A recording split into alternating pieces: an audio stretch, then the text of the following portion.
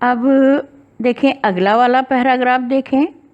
काशी के उत्तर में धर्मचक्र विहार मौर्य और गुप्त सम्राटों की कीर्ति का खंडहर था।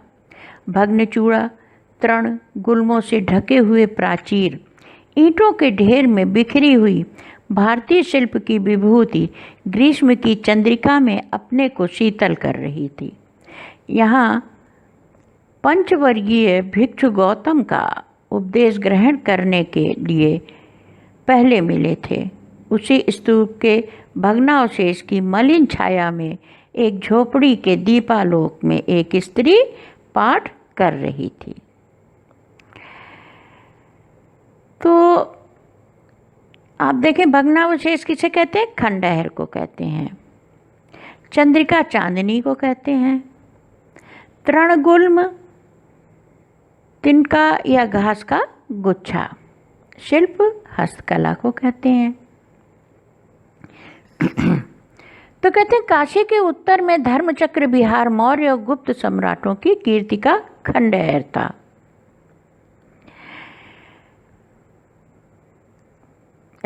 भगवान गौतम बुद्ध ने सारनाथ नामक स्थान पर अपने धर्मचक्र को स्थापित किया था और इसी स्थान पर मौर्य तथा गुप्त वंश के सम्राटों ने अपने वंश के प्रचार प्रसार के लिए अनेक विहारों का निर्माण किया था, स्तूप बनवाए और हस्तकला की दृष्टि से ये अनुपम थे। इन्हीं के माध्यम से देखें तो मौर्यवंशी और गुप्तवंशी अपनी कीर्ति का गान करते प्रतीत हो रहे थे। तो कहते हैं भग्नचूड़ा, तृण, गुल्मों से ढके हुए प्राचीर, इन बौद्ध विहारों की जो चोटियाँ थीं वो टूट चुकी थीं। खंडहरों की दीवारों में घास फूस तथा भिन्न भिन्न प्रकार की लताएं उग चुकी थीं, है ना, तृण गुल्मों से ढके हुए प्राचीर, और टूटी हुई ईंटों के ढेर इधर उधर बिखरे पड़े थे और इन ईंटों के बिखराव में भारतीय शिल्पकला दिखाई दे रही थी। ये खंडहर भी उस शिल्पकला को प्रदर्शित कर रहे थे। ग्रीष्म ऋतु थी और चांदनी रात थी, तो शीतल चांदनी में भारतीय शिल्पकला की आत्मा ऐसा प्रतीत होता था जैसे स्वयं को शीतलता प्रदान कर रही हो।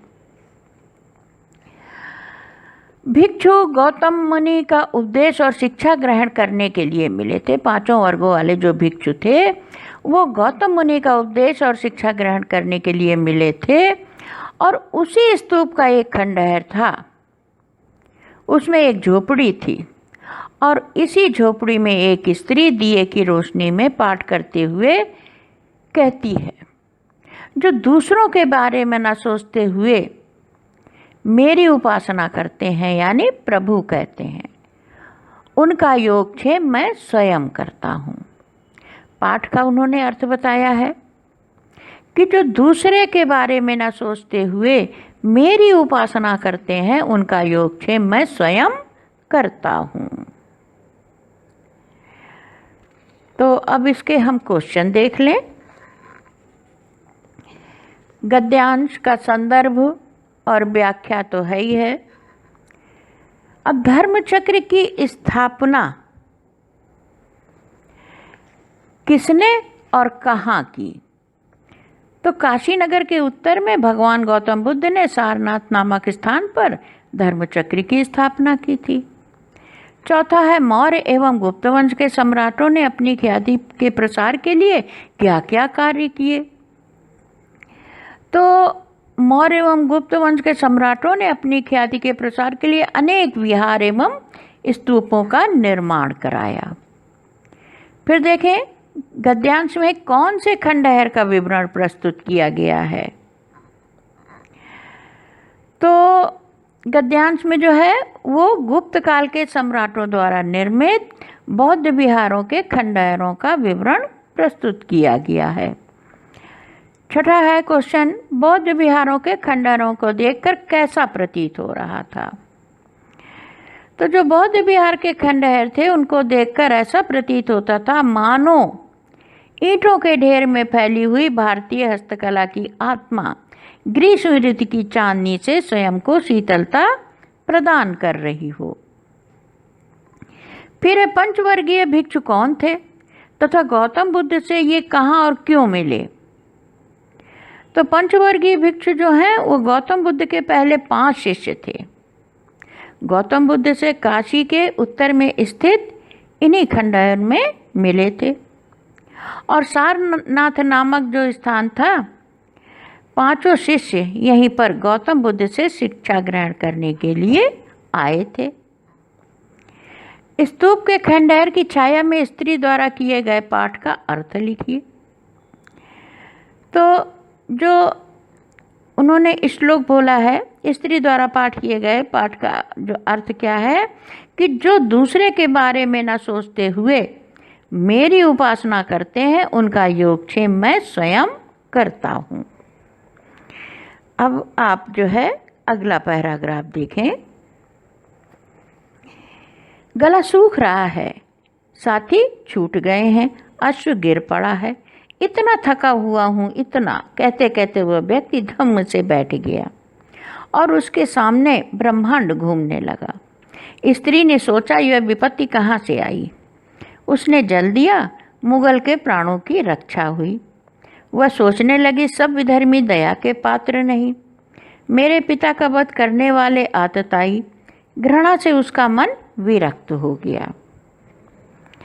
अब इसे देखें तो ममता के जो पिता चूड़ामणि थे उनकी हत्या पठानों द्वारा हुई थी और उसके पश्चात ममता छुपती हुई किसी तरह बौद्ध विहार में आ गई थी और इन्हीं खंडहरों में वे अकेले विधवा जीवन व्यतीत कर रही थी। और शेर साहब से पराजित होकर हुमायूं जो थे वो शरण पाने के लिए ममता की झोपड़ी में आया था। दोनों एक दूसरे को जानते नहीं थे। वो बहुत थके हुए थे और उनका गला जो था प्यास के कारण सूख रहा था। उनके सभी साथी जो थे वो पीछे छूट गए थे। हुमायूं का जो घोड़ा था वो भी थकान से बहुत चूर चूर हो गया था और हुमायूं भी चक्कर खाकर जमीन में गिर पड़े। तो ममता ने उन्हें जल पीने के लिए दिया और हुमायूं को जब होश आया तो ममता ने आज किसी मुगल वंशी की जान बचाई थी और मन ही मन वो सोच रही थी कि ये मुसीबत कहाँ से आ पड़ी। सब विधर्मी दया के पात्र नहीं। वह सोचने लगी कि इस मुगल को जल देकर उचित नहीं किया क्योंकि इन्होंने ही मेरे पिता की हत्या की थी और ममता को भय था कि अगर मुगल की जान बच गई तो पता नहीं ये मेरे साथ कैसा व्यवहार करेगा, क्योंकि आवश्यक नहीं सभी अन्य धर्मों के लोग दया के योग्य नहीं होते और इन्हीं मुगलों ने तो मेरे पिता का वध किया था। यही सोच सोच कर उसका मन घृणा से भर रहा था और मोह माया से रहित हो गया था। उसके हृदय में प्रेम जो था वो समाप्त हो गया था, दया समाप्त हो गई थी। आइए इसके प्रश्न देख लें। गद्यांश का संदर्भ तो आप वही लिखेंगे, अंश की व्याख्या भी। अब है गद्यांश में व्यक्ति की दशा का वर्णन कीजिए। तो देखें व्यक्ति की दशा कैसी है। हुमायूं है, दयनीय प्रतीत होती है और युद्ध में पराजित होकर वो भागे थे। गला प्यास के कारण सूख रहा था, थकान के कारण जो थे वो चक्कर खाकर जमीन पर गिर पड़ा था। सभी दशाएं कैसी थीं? वो पराजित हो गया था, यही कारण था कि इस दशा को प्राप्त हुए। अब देखें गद्यांश में किस व्यक्ति का वर्णन किया गया है। तो गद्यांश में मुगल वंशी बाबर के पुत्र हुमायूं का वर्णन किया गया है, जो चौसा युद्ध में देखें तो शेरशाह से पराजित हुए थे और सारनाथ के खंडहरों में विधवा ममता की कुटिया में आश्रय के लिए आए थे और आश्रय का आग्रह करते हैं। फिर देखें ममता का मन घृणा भाव से क्यों विरक्त हो गया था।